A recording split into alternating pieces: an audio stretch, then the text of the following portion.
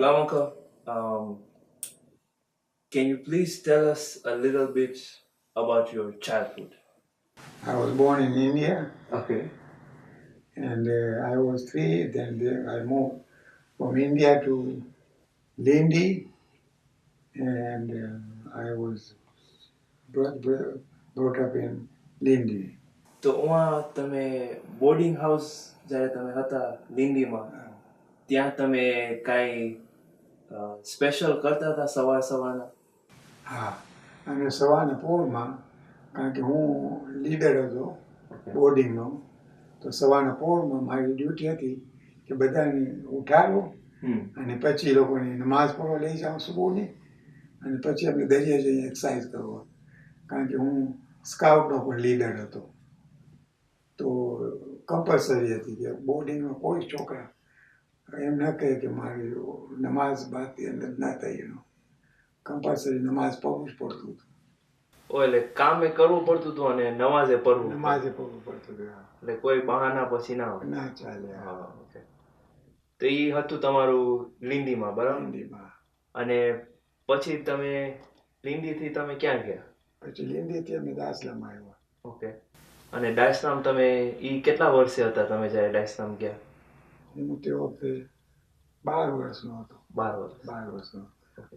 અને કેટલી વાર તમે હતા દાસલામમાં? દાસલામમાં અમારું હતું લગભગ 20 વર્ષ સુધી હતું. 20 વર્ષ સુધી. અને પછી દાસલામમાં તમારું કામ શું હતું ત્યાં? દાસલામમાં ત્યાં ભણતો હતો હું. ઓકે.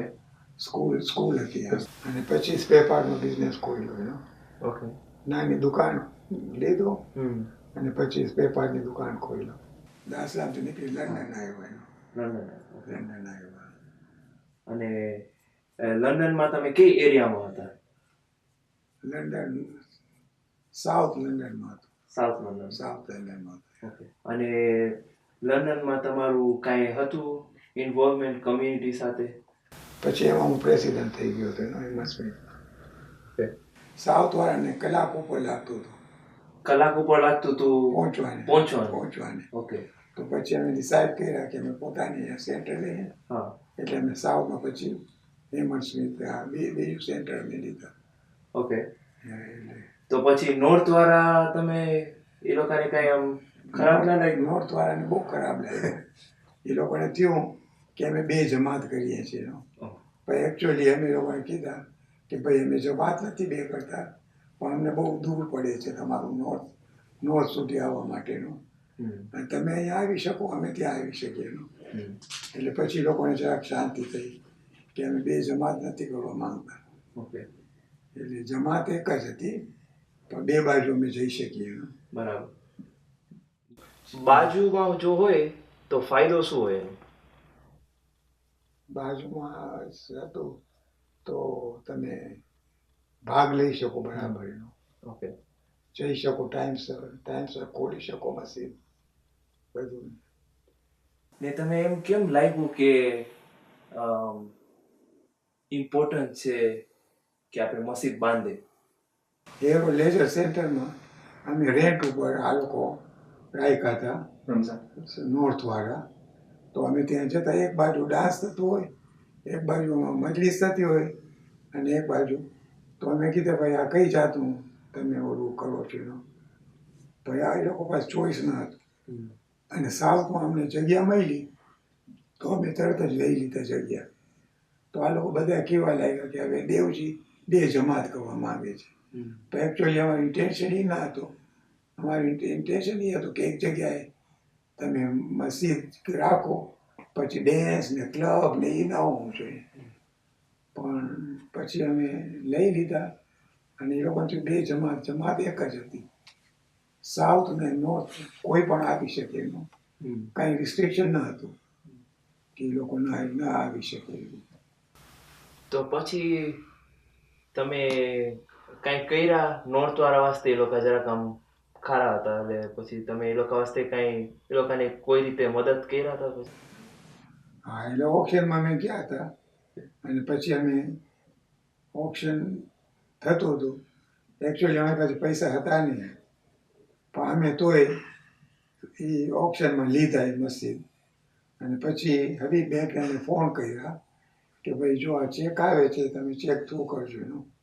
અને એ લોકો ચેક અમારી ગેરંટીથી થ્રુ કરી આપ્યા. અને પછી અમે એ જગ્યા લઈ લીધા સ્ટેનમોરનો. તો એ સ્ટેનમોરને ફાયદો થયો. સ્ટેનમોરનો ફાયદો થયો. એટલે નોર્થ વાળા ખુશ અને સાઉથ વાળા ખુશ. બેઉને. તમે જ્યારે ઓલું સેન્ટર લેતા હતા તમે કોઈ બારવાળા આવ્યા કહેવાને કે આપણે સેન્ટર જોઈ છે આપણે આપી દો? હા, ઘણાને કપતું હતું.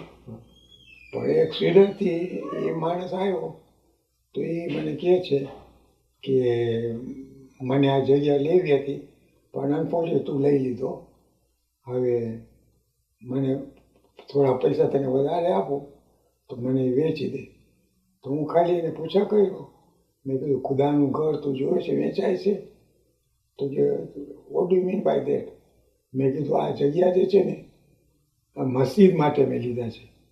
તો કે ઓ બસ I don't want to talk more કે મસ્જિદ ના વેચી શકીએ. મેં કીધું હા અમારામાં તમે મસ્જિદ કોઈ દિવસે વેચી ના શકો. હા, ખુદાનું ઘર છે અને સેન્ટર અમારું એવું મસ્જિદ છે આ એનું. અને તમારી કોઈ ઇન્ટરેસ્ટિંગ સ્ટોરી હતી કોઈ જ્યારે તમે જતા હતા ડોનેશન લેવાને કેવું? એ કેવી મહેનત નાખવી પડી? બહુ મહેનત નાખવી પડતી હતી. અમે કોઈ વખતે 12 વાગે રાત સુધી કલેક્શન કરતા હતા. અને બીજા માણસો ખાસ બોલતા હતા કે આ લોકો હવે જમાતને બેંકરપ્સી ફાઇલ કરશે, ક્યાંથી કાઢશે એટલા બધા પૈસા. અને એકચ્યુઅલી માણસોને બીજાને પૈસા ના દેવું હોય એટલે પછી બહાના કરે એનું. એટલે એવું હતું એનું. તો કોઈ જો તમે એવી રીતના કે તમે જમાતને બેંકરપ્ટ કરી નાખશો તો તમારું જવાબ શું હતું એ લોકો? એ લોકોને એમ કીધું ભાઈ તમે અમારું સેન્ટર નથી, આ બધાનું સેન્ટર છે એનું. અમે જમાતે બેંકરપ્સી નહીં ફાઇલ કરીએ એનું. અમે ટ્રાય કરશું પણ એકચ્યુઅલી માણસો દેવાવાળા જે છે ને એ લોકો તો આપે છે. એ લોકો ખોબરે નહીં કે સેન્ટર અમે કેવી રીતે લેશું. માણસો ઘણા દેવાવાળા હતા એનો. અમારી સાથે અસલી નાંગરપુર વાળો અને બજરિયા અમે 3 જણા કલેક્શન કરતા હતા. તો અસલી મારું નાંગરપુર વાળો કહે છે કે ભાઈ આ માણસ પાસે આપણે જઈએ છીએ એના બાપ વસિયત કરી ગયો છે $1 મિલિયન કોઈ £1 મિલિયન હોય કોઈ પણ સેન્ટર મસ્જિદ લેવાતું હોય તો મારા વતી £1 મિલિયન આપજો. તો અસલી નાંગરપુર વાળો કે આ જગ્યાએ આપણે જઈએ $1 મિલિયન આપણને મળી જશે. તો હું હસતા હસતા કહું છું જે માણસ કફનનો ભીખ માંગતો હોય એ માણસ પાસે $1 મિલિયન તમને ક્યાંથી દેવા મળે? તો કે કેમ તમે આમ કહો છો? મેં કીધું ખાલી ડોનેશન હોય તો મરવા પહેલાં એને દઈ દેવું જોઈએ. હવે તો અસલી નાગપુર કે ના ના એવું નથી, ચાલો આપણે જઈએ. અમે ગયા તો એનો જુવાન છોકરો દરવાજો ખોલ્યો. તો અમે કીધું અમે ફાળા માટે આવીએ છીએ. તો એ કે બસ તમે એક કામ કરો કાલે આવજો, કારણ કે આજે મારા અંકલ નથી. એટલે અમે બીજે દિવસે ગયા તો એ દરવાજો ખોલવાના બદલે દરવાજો બંધ કરી નાખ્યો. એને ફાળો નહોતો આપવાનો. તો હું અસલી મારું નાંગરપુરાને કહું છું જે માણસને દેવું હતું ને એ તો મરવા પહેલાં દઈ દે એનું, કોબરે નહીં વસિયત માટે.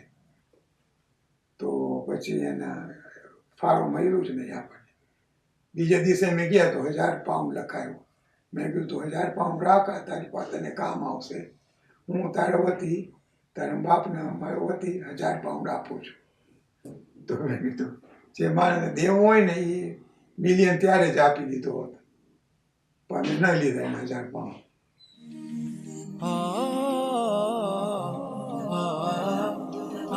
તમે ઇન્વેસ્ટ કરો ઓર્લાન્ડોમાં. મેં કીધું કેમ? મને કહે કે ત્યાં 60 માઇલ સુધી અમને ઓર્લાન્ડોમાં હોટેલ ન મળી. તો અમે ઘરેથી કરતા હતા, મજલિસ રાખતા હતા અહીંયા ઘરમાં જ. તો માણસો બધા મને હસતા હતા. મને કે તમે 4 ફેમિલીમાં રેસિડન્સ આવીને રાખો છો.